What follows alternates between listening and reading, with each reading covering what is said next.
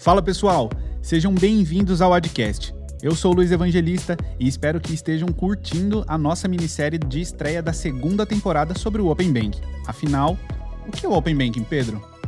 Fala Luiz, e aí pessoal? O Open Banking não é mais um produto dos bancos, e sim um sistema que abrangerá mais do que os serviços bancários, tanto que em breve poderemos chamá-lo de Open Finance. Mas o que isso quer dizer? Que não só os bancos, mas toda a cadeia financeira composta por investimento, câmbio, previdência, seguros e outros produtos também será beneficiada. Isso é demais, Pedro. E para quem está chegando agora, no primeiro episódio, falamos com o CEO do Banco BS2, explorando de modo abrangente o Open Banking e seu impacto na esfera bancária. Já no segundo episódio, a gente falou com o Edson Santos, e focamos em Open Banking e suas transformações em meios de pagamento.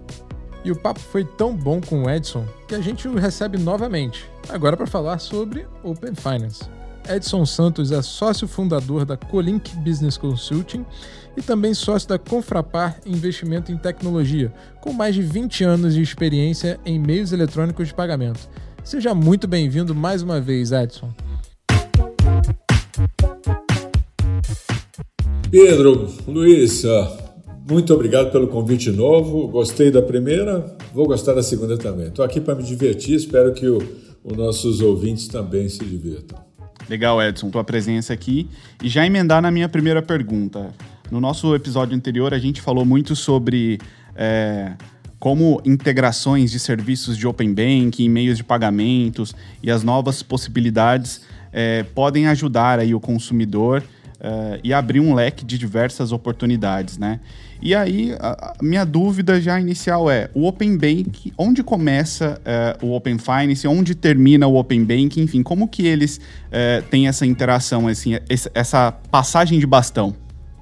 Eu não sei se eu consigo colocar um ponto onde o Open Banking se torna Open Finance. Na verdade, o que importa aqui, de fato, é que eu começo abrindo os dados da minha conta bancária, onde eu tenho conta.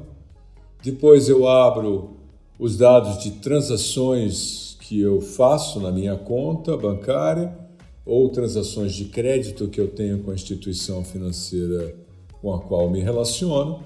E depois isso se amplia no final da quarta fase para todo e qualquer tipo de transação que eu venha a ter. E aí envolve seguros, não sei, qualquer outro tipo de serviço financeiro. Eu acho que quem cunhou o tema Open estava correto, mas não, começa com banco e alguém fala assim, não, mas é mais do que isso, serviços financeiros de maneira geral. E eu gosto da ideia porque a partir do conhecimento melhor do cliente Edson Santos, por exemplo, uma fintech, um empreendedor, ou mesmo um banco tradicional, um incumbente, ou uma seguradora, pode ter ideias novas para me ofertar serviços que são mais aderentes ao meu estilo de vida, ao meu estilo financeiro, vamos chamar assim, né? Olha a coisa interessante. A partir do Open Bank, ou Open Finance, nós podemos até dizer se pelo tipo de transação, se aquela transação é do Edson ou não, se está combinando com o histórico, né, o comportamento financeiro do Edson. Então, por exemplo, o Edson é um cara alavancado, deve para todo mundo, ele está sempre com carro moderno, com não sei o quê, então eu tenho um comportamento conhecido do Edson. Ou então não, o Edson é um cara que prefere economizar para comprar, não tira financiamento de lugar nenhum, não paga juro para ninguém, tem uma vida financeira bem equilibrada. Então eu consigo ter uma história do indivíduo e até desenhar um comportamento mais adequado. E hoje ninguém provavelmente tem isso. Ainda que o Banco X tenha algum histórico a meu respeito, ele não sabe o que o Banco B sabe, ou que a Fintech Y sabe. Então, passa a ser interessante. Então, quem sabe a gente está cunhando aqui um tema que é Finance Behavior. Olha que legal. E aí vem uma coisa interessante, viu? Desculpa, Luiz, eu já vou emendar num outro assunto, já que você me provocou. Veja, nós já ouvimos falar sobre agregadores. Eu não utilizo nenhum agregador. Mas, poxa vida, decidir a nossa vida financeira é uma tarefa difícil para o ser humano. Isso é um problema que é biológico, sei lá, a neurociência explica isso. A gente antecipa prazer e posterga sacrifício. Então, desses dias, se eu economizo para comprar ou eu compro e financio, óbvio, eu vou fazer o pior. É natural que eu faça o pior. Eu não sei decidir corretamente sobre serviços financeiros. Agora, um agregador que pretende me ajudar a tomar decisões e se ele tiver acesso a todo o meu behavior, fica muito mais simples. Então, aí surge um exemplo, e eu não tenho dúvida que esse movimento que nós vimos da empresa do PicPay comprando guia bolso, ele está comprando um agregador. O que ele tem por trás aqui? Óbvio, a gente já sabe. Ele quer ajudar o indivíduo a tomar decisões adequadas, né? A gente está vendo empresas novas vindo para cá, o QuickBooks já está aqui, mas devem ter, eu sei que tem algumas ideias de invadir o mercado de uma maneira interessante. Revolut está vindo para cá com algumas ideias novas. Então temos um monte de possibilidades através dessas novas fintechs de trazer um serviço um pouco diferente. E isso talvez esse seja digamos, o ponto alto do que a gente passou a chamar de Open Finance. Legal, Edson. É importante, né? Você fala muito de solução de problema do consumidor, né? E isso abre possibilidade de trabalhar personalização, nichos específicos, né? Ou seja, tem muita oportunidade de negócio. Eu acho importante a gente falar também um pouquinho de o quanto isso afeta o mercado B2B, né? Porque muitas empresas vão precisar de serviços para ofertar ao consumidor final. Como é que você está vendo esse movimento no mercado B2B? Excelente pergunta. Uma das coisas muito claras para mim, eu que fui CFO de muitas empresas antes de entrar no meio de pagamento, de setores diferentes, tive a experiência de implantar sistemas de gestão, ERPs, e a gente observa uma evolução enorme na automação desses serviços, né? Mas tem algumas coisas que ainda são meio arcaicas, né? Então, por exemplo, eu tenho uma empresa, eu faço a gestão da Colink. Então, quando eu estou fazendo a gestão da Colink, eu entro no ERP aqui da Colink, eu sei as contas que eu tenho que pagar, os recebimentos a fazer e tudo mais e tal. Daí eu fecho, para poder abrir o meu banco, eu fecho o ERP, abro o banco, porque ele não me deixa abrir com... Não, você sabe, ele tem que abrir num canal seguro e tudo mais. Aí eu vou lá e faço um pagamento, fecho o banco, abro o ERP de volta e esqueci de extrair um extrato. Aí eu tenho que voltar, fechar o ERP, abrir o banco de novo, extrair um extrato, trazer um arquivo de algum lugar, fechar o banco, é um pé no saco. Isso aqui, nós estamos em 2021, com toda a tecnologia que nós temos, isso já é um trabalho estúpido e manual. Então, com o Open Bank combinado com outras coisas de meio de pagamento, o que vai ocorrer? A figura do instituidor de pagamento. Então, na fase 4, na fase 3, creio, eu vou poder, dentro do meu ERP, acessar a minha conta bancária e extrair um extrato.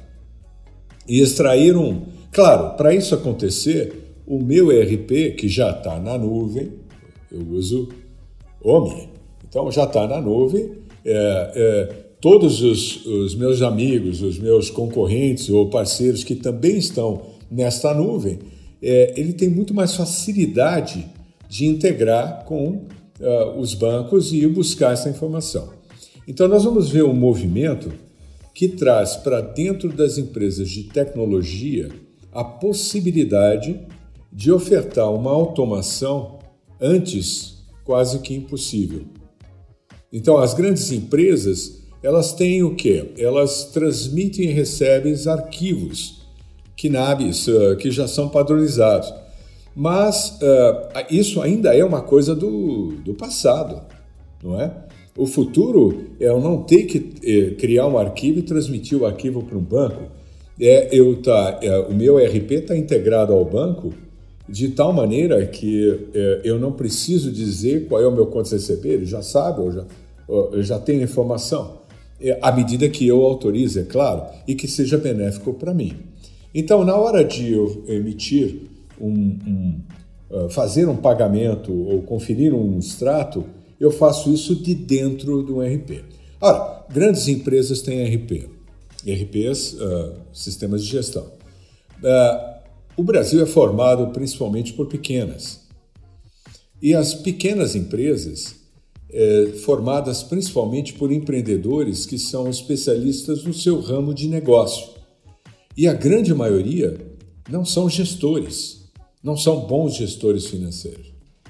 Então, muitas dessas empresas ainda usam planilha eletrônica para controlar a sua empresa. Se você conversar com o Marcelo Lombardo, lá da OMI, ele vai dizer que o concorrente dele não é nem a planilha eletrônica, é a Tilibra, que é fabricante de caderno. Porque o sujeito controla no caderno, quando poderia. Então, muito bem. O que acontece?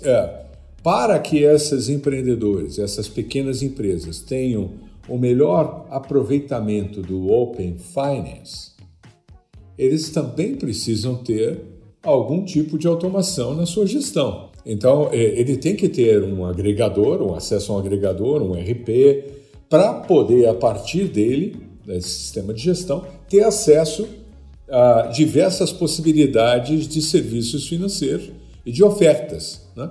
Se ele não tiver integrado, a partir do caderninho Tilibra, não é a melhor solução, tá certo? Ele ainda vai ficar um pouco restrito. Mas, à medida que ele se automatiza, isso é importante, trazer a tecnologia para diminuir o custo e o trabalho da gestão e melhorar a gestão, ele vai poder ter acesso a isso. E vai poder ter acesso a produtos melhores, inclusive, né? Produtos financeiros melhores, seja ele crédito, seja ele seguro, claro. Uma solução de câmbio, se for o caso, enfim. Existe um refinamento natural a partir dessa automação, porque essas necessidades ficarão mais evidentes, né? Sem dúvida, Pedro. Então, vamos lá. A DIC é um acquirer. O setor em que ela atua pensa na vida do lojista. É um inferno, né? Se ele tem um POS, é um sistema completamente apartado da frente de caixa que pode ou não estar conectado a um ERP. E ele tem que fazer reconciliação disso. E a maioria dos varejistas brasileiros ainda guarda o papelzinho para poder fazer reconciliação. Você quer coisa mais antiga do que isso? Só lembrando do reco-reco na captura manual, né? Então, veja, com o Open Finance, este varejista que tem a sua frente de caixa conectado no ERP, o ERP pode acessar diretamente os dados daquela transação que eventualmente foi processada pela DIC e obter extratos e informações que melhora a reconciliação dele no ERP. Hoje ele depende de um terceiro para fazer essa reconciliação. No futuro pode ser que tanto a DIC quanto o sistema de ERP ou quanto o outro participante oferte uma solução white label, pura tecnologia, para ele poder ajudá-lo a fazer a reconciliação. E não só a reconciliação, ele quer fazer uma antecipação, ele não precisa pegar o telefone, ele pode simplesmente, a partir do ERP, iniciar uma transação financeira. É disso que nós estamos falando. Então, tem tanto terreno fértil que, talvez pelo meu DNA de ser um melhorador de processos e produtos, eu gosto de melhorar processo, a minha vida inteira era melhorar processo, esses processos manuais me deixam irritados, né? Me deixam incomodados. Então, eu olho para o Open Finance muito mais nesse sentido. É claro que, na medida que eu automatizo alguns processos, não só eu estou talvez desintermediando alguns players do passado, mas eu estou incorporando novos players que me ofertam, que possam me ofertar serviços melhores, muito mais digitais, muito mais simples, muito mais automáticos. Então, o UX para a pessoa física, ou a experiência do usuário na pessoa física, nós temos também que pensar no B2B. A simplicidade pode ser fantástica, né? Existe uma empresa, não vou falar o nome, mas é que ela desenvolveu um sistema em que ela consegue entender e ler o RP de várias empresas num determinado segmento. Então, ela lê o RP para obter informação do estoque, por exemplo. Então, ela sabe quanto tem de estoque no fabricante, no distribuidor e no varejista. Ora, ela sabe o que o varejista está vendendo. Então, ela consegue alimentar informações para que o fabricante produza aquilo que está vendendo. Isso tem um valor imenso na cadeia, tá certo? Eu torno toda a cadeia de valor muito mais eficiente, ok? Isso é uma forma, imagina com o Open Bank, isso é Open Finance, mas não tem nada de financeiro aqui. Bom, por exemplo, se eu tenho que produzir, porque já está vendendo, se está vendendo eu tenho recebíveis lá que eu posso subir na cadeia de valor, eu posso, dá para viajar aqui, podemos até montar uma startup já para fazer algumas coisas assim. Aliás, algumas já anunciaram que fariam algo nesse sentido. E é o Open Finance que está dando o caminho adequado, o terreno adequado para plantar essas sementes e criar novos produtos e serviços para acabar com esses processos arcaicos. Edson, e com toda essa integração, essa abertura de dados, né, que a gente fala com Open Bank, Open Finance, como que você imagina a normatização e a regulação dessa evolução toda? Isso também é um papel do Banco Central ou é algo que todo mundo tem que jogar junto, em conjunto aí? É um papel do regulador, claro que sim, ele faz muito bem esse papel. Veja, nós já estamos há quantos meses operando, há 7 meses, né? Ou 8 meses operando o Pix. O Pix é extremamente seguro, não se conhece até agora nenhuma fraude no Pix em si, mas existe o golpe. Existe a malandragem, e não é só no Brasil, no mundo inteiro é assim. Existe um malandro. A tecnologia está disponível para as empresas inovadoras, mas também está disponível para os bandidos. Então, a fraude, o phishing, a roubo de identidade, tudo isso fica muito mais fácil também para o fraudador. Então, nós precisamos tomar cuidado. Quando você... a história, se você olhar para a história de 50 anos, toda vez que você melhora uma experiência de pagar, aparece um fraudador. No episódio passado, o Pedro falou que no meu livro eu falei da inovação da PayPal. PayPal, só para a gente entender aqui, o que ela trouxe de grande inovação? Existia um vendedor no e-commerce, principalmente sites naquela época, em 99, 2000, sites de leilão. Existia do outro lado um bando de gente comprando. O vendedor nem sempre era um estabelecimento comercial. Eu poderia fazer o que o gringo chama, o americano chama de garage sale, pegar minha garagem aqui, tirar tudo que eu não preciso mais e fazer uma venda. Eu posso fazer isso hoje no Mercado Livre, por exemplo. E do outro lado tem um monte de gente querendo comprar isso. Eu acabei de comprar umas peças de um cara na Dinamarca, umas peças para minha Alfa Romeo aqui. Eu tenho um carro antigo. Então, eu comprei dele. Eu não conheço o indivíduo, ele não me conhece. Muito bem. Se ele mandar o produto primeiro para eu pagar depois, ele não vai fazer isso. Se eu pagar antes para ele mandar depois, eu também não vou fazer isso. Eu não confio nele, eu não conheço ele. É o Hans. Deve ser um cara super legal, mas eu não sei quem é o Hans. Eu não tenho história com o Hans. Então, se eu mandar o dinheiro para o Hans e ele mandar as peças, eu tenho que confiar nele. A PayPal entrou nesse circuito para gerar confiança, principalmente entre lojistas. Então, o que acontece? Aí vem uma inovação. Eu tenho um intermediário que gera confiança entre comprador e vendedor. Tá claro? Todo o desenvolvimento do sistema de pagamento por celular com QR Code na China tem o mesmo princípio, criar confiança. Muito bem. Quando você simplifica... O que aconteceu com a PayPal? a máfia quase matou a PayPal de fraude naquela época. Todas as empresas inovadoras, houve tentativas de você fraudar, de você hackear e obter informações e usar em nome dela. Então, quando a gente traz o Open Finance, junto com o Pix, junto com simplicidade, hoje para fazer um pagamento é tão fácil, tão simples. Então, uma loja no e-commerce vai te dar desconto para preferir receber pelo Pix, porque ela não tem que esperar 2 dias para saber se você pagou o boleto. Ela já manda agora para você o produto. Então, aumenta a eficiência e aumenta a sua percepção de qualidade daquele vendedor, né? Agora, na hora que eu faço um Pix, não tem retorno. Pelo menos por enquanto, não temos retorno.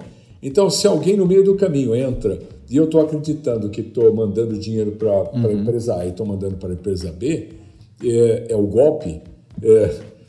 Então, todo mundo tem que trabalhar junto para educar, não é se afastar, né?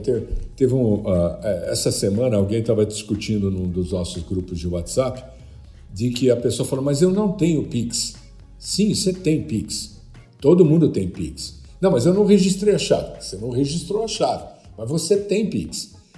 Com os seus dados contábeis, eu posso mandar um Pix para a sua conta bancária. Eu não preciso da sua chave. Aliás, essa é uma forma de você mandar o Pix. Então, não é que você tem ou não tem. Eu não tenho Pix, eu não tô sujeito a fraude. Claro, alguém pode mandar o dinheiro para sua conta, pode não tirar da sua conta, mas pode mandar para sua conta. Então, os fraudadores, muitas vezes, eles pegam um processo que não é exatamente processo de pagamento, mas um processo em que eles criam uma confiança entre o bandido e a vítima, e ele usa o sistema rápido, simples e fácil de pagar, porque ele some com o dinheiro rapidamente. Então, vou lhe dar um exemplo, né? Que foi um golpe que se utilizou o Pix, mas não tem nada a ver com o Pix. O Pix é seguro, mas olha só, a pessoa recebe, a mãe, normalmente a mãe e o pai são os que mais sofrem com isso, mas a mãe recebe da filha uma mensagem: mamãe, meu celular, eu estou te mandando, eu estou usando o outro celular temporariamente porque o meu celular deu problema, está lá na Apple, estão consertando para mim, não adianta nem ligar para mim, que eu não vou poder atender porque meu celular não está comigo. Mas eu estou aqui na escola, eu preciso fazer um pagamento, você pode me ajudar? Você pode pagar fulano para mim, depois eu mando o dinheiro para você? Tanto, e aqui estão os dados da conta. E a mãe confia e paga, ok? E depois descobre que é uma fraude. Já foi o dinheiro. Eu vi gente perder mais de 15 mil reais com fraudes desse tipo. É óbvio, todos nós vamos sofrer atentados desse tipo e que vai envolver tudo que nós estamos falando. Tudo aquilo que a gente abre, simplifica e facilita o acesso para melhorar a nossa vida, também facilita a vida do fraudador. Então, respondendo, desculpa se é muito longa de novo, né? É um trabalho de todo mundo. Nós temos que entender o que a gente faz, como indivíduo. As instituições financeiras têm que nos ensinar o máximo possível, e todas elas têm feito isso com o Open Bank, para explicar que é seguro, que é não sei o quê. Mas os agentes têm que trabalhar e divulgar os golpes, as percepções, né? Malandro existe desde o começo dos tempos.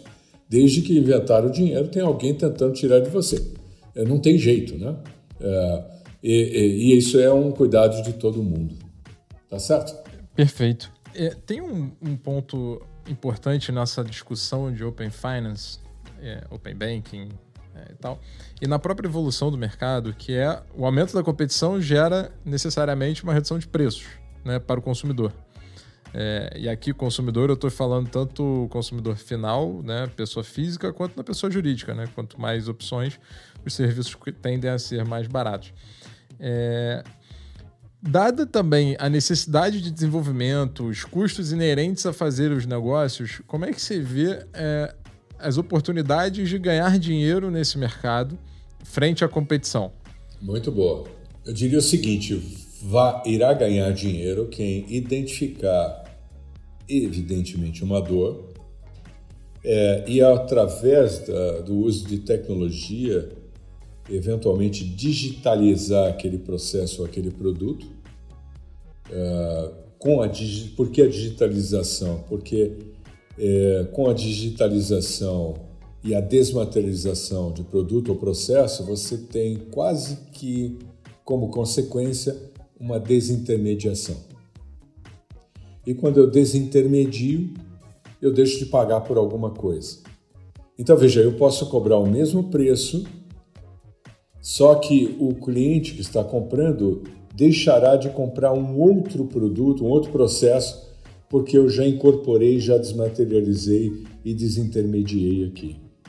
Então, no final do dia, ele acaba pagando mais barato. E com a desintermediação, pagando mais barato, é o que a gente chama de desmonetização. Consequentemente, eu posso ofertar para mais gente. Isso é democratização. Isso são parte dos 6 componentes aí de uma instituição ou de uma empresa de crescimento exponencial, né? É isso que eu foco. Então, vamos pegar um exemplo em meios de pagamento. A gente discute isso bastante. Você já disse que eu digo sempre que é um sistema bastante complexo. Para você ter uma ideia, quando eu pago com cartão de crédito em uma loja que usa um determinado terminal, por exemplo, um POS, na hora que eu faço o pagamento, eu insiro o cartão, digito a minha senha, eu tenho a sensação de que paguei aquilo em 3 segundos, 5 segundos. Aliás, se demorar mais do que isso, já fico nervoso, né? Quando eu entrei na indústria, levava 45 segundos e a gente achava absurdamente normal, né? Imagina, o tempo tem se tornado cada vez mais riqueza. Então, diminuir o tempo é extremamente importante. Muito bem. Só que eu tive a sensação que paguei em 5 segundos, mas na verdade nada aconteceu em 5 segundos. O que aconteceu aquele terminal, aquela empresa que capturou aquela transação foi buscar uma autorização no emissor do cartão e devolveu um código de autorização. Ponto. No dia seguinte, a partir do determinado horário, se faz um corte e todo o processamento do sistema de pagamento no mundo é batch. É processamento em pacotes. E ele começa, às vezes, meia-noite e vai até algumas horas da manhã. Se for um cartão de débito, a liquidação vai acontecer para o estabelecimento comercial nas primeiras horas da manhã e, se der algum erro, no final do dia. Mas se for um cartão de crédito, vai levar 30 dias, na média, e pode levar até 1 ano se for cartão parcelado sem juros. Isso é simples? Não, isso é complexo. E outra, para isso acontecer, eu tenho 26 tipos de empresas, na verdade é mais de 25, correto? É mais de 25 tipos de empresas trabalhando em conjunto para isso acontecer. Eu não estou falando de 25 empresas, tipos de empresas. Por exemplo, eu tenho plástico, né? Eu preciso do fabricante do plástico. O plástico tem um chip, fabricante do chip. E ele tem um sistema aqui por trás. Sistema. O terminal é um hardware que tem um software e tem um SIM card. São 3 fornecedores diferentes. E assim vai por diante. Tem o emissor, tem a bandeira, tem os sistemas de criptografia.